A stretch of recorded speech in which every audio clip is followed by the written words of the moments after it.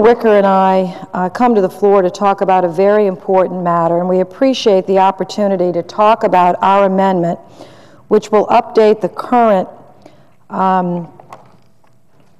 EISA statute to reflect the evolution of green building rating systems and create a more strategic approach for the federal government so that we have the highest performing, most efficient, and most cost-effective buildings.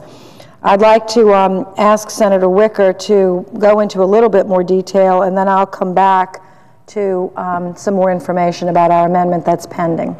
Mr. President, I thank my colleague from Louisiana. That's been filed. I'm sorry, go ahead. I thank my colleague from Louisiana and agree that this is a very important amendment because it addresses a number of issues that are important to American industries.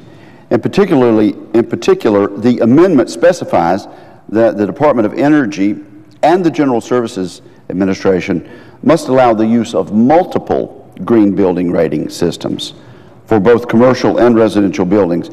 We should avoid the situation where the federal government endorses one green buildings standard over others. DOE and GSA ought to support competition and allow the free market to produce the best energy-efficient buildings at the lowest cost. They also ought to support the use of domestically produced materials, such as sustainable wood and green technologies. Mr. President, I agree with the senator from Mississippi. He and I have worked very, very closely together on the amendment that we are talking about today, and hopefully we will get a vote on it sometime in the near future. But I'm also concerned that many rating systems arbitrarily discriminate against domestically produced products based on arbitrary hazard without consideration for risk of exposure and supporting scientific data.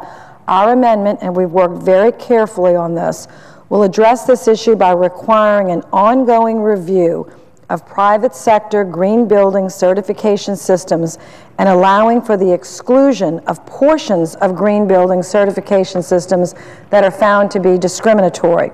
This will not preclude efforts to exclude or reduce exposure to known environmental risks such as radon, formaldehyde, or volatile organic compounds.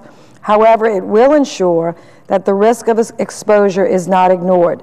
This process will support competition among green building certification systems and encourage existing systems to revise portions of their systems that are determined to be discriminatory to domestic products. And let me just add, since many of these products that are in question come from Mississippi and Louisiana, as well as other states, that's what's engaged and piqued our interest in this. Mr. President, the senator from Louisiana is exactly correct. And basically what we're saying is there's more than one way to get where we need to go when it comes to green buildings. This amendment is a step forward to ensure GSA and DOE green building policies are fair and effective. I also want to point out that this amendment requires the consideration of environmental impacts across the entire life cycle of a building material or product. By incorporating a life cycle assessment, this will ensure that the federal government is utilizing green building certification systems that are the most efficient. So I thank the senator from Louisiana, and I wholeheartedly endorse our amendment and call on our colleagues to vote for it.